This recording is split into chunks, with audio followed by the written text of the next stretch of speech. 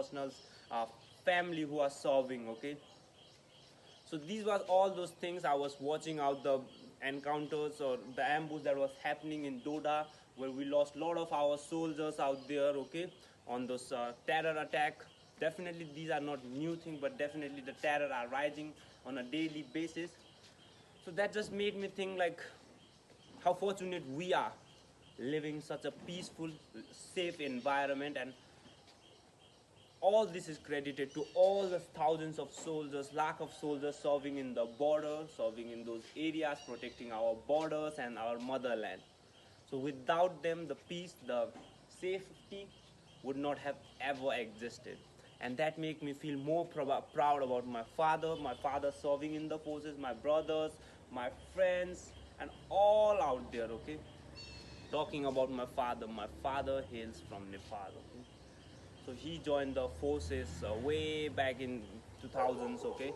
And he got into the armed forces. He served for a long period of time, and what we have seen everything, okay? What it feels like to be separated from your father at an early age, because your father has to go and serve in the border side, okay? He has to serve in different areas, whether Siachen, whether it's uh, Jammu and Kashmir, whether it's northeast, okay, whether it's border of Arunachal, the lot of deployment that happens, okay, and he has served in multiple areas out there.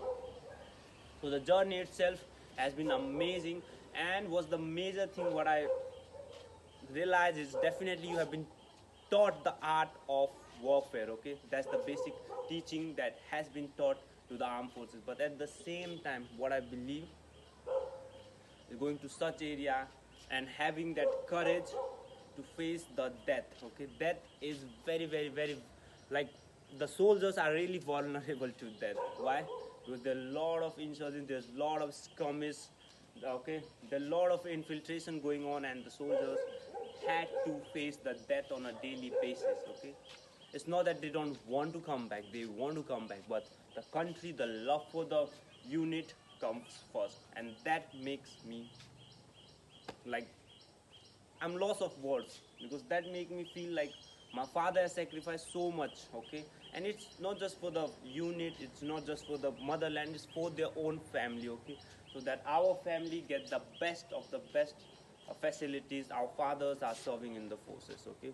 All those good education, I would say, all those support throughout the years have been given to us and many of the children. So I personally wanted to thank my father for the service in the Indian Army, and I just wanted to thank the Indian Army for all the facilities. The hardship will go on, the enjoyment is also go on. So now I could kind of realize why we used to celebrate festivals, we used to celebrate parties and bada khanas, okay? Because soldiers' life is very, very, very tough, okay?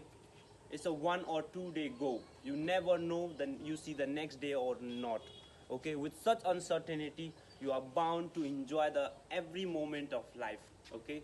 And they say, so what do soldiers do? You should have that steel of heart, you should have that courage, you should have that craziness to go to that border and safeguard the border against the infiltrators, okay? All these things, I was watching out a lot of news, and I personally felt that yeah, my father has done a lot for us, okay? So that this was a small message to just to thank my father, not for anyone, just my father. Just wanted to share the story, like the hardship of from a village to the you know the service in the armed forces, and he's doing great still in the services. I'm proud of my father and what he has done for the country, and my grandfather. To my grandfather, history is like I'll be telling out the history definitely, okay? Because he has more interesting history than my father. Definitely, they have both hardship, and I salute to all those who have definitely served in the forces and they survived, okay? Because surviving itself in those areas, whether it's Manipur or whether it's areas of Northeast, where there are more of infiltrators, whether it's a border side with China, whether it's border with Pakistan, whether it's Jammu area, okay? Any part, different part, whether it's a sea area, wherever the armed forces and the army personnel are serving, definitely there's a hardship and there's chances of skirmish and chances of the loss of life, but they are always there. Okay, with that message, I'll just try to end out this, and just wanted to share in the early morning, because thoughts comes and go, and thought need to be recorded for archive purpose. At the same time, I will definitely be sharing my father's stories and my friends' stories, okay, my brother's stories and my grandfather's stories, because these are wonderful stories, I would say, no?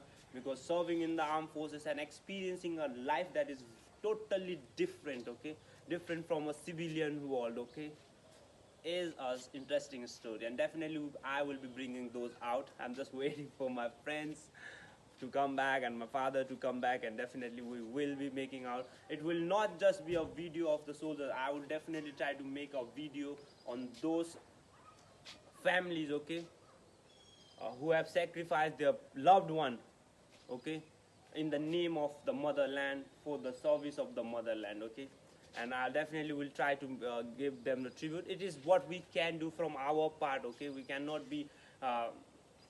we cannot be like give false promises or big uh, what is that said, big hope to them.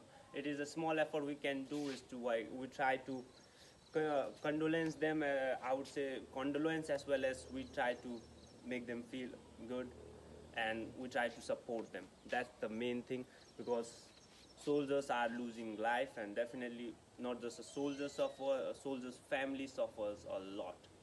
So definitely we'll try to make some videos on how the families of soldiers are coping through all the loss, because they have lost their loved ones, okay. And it's not easy to live the life, okay, without the loved ones. So that was it in the end.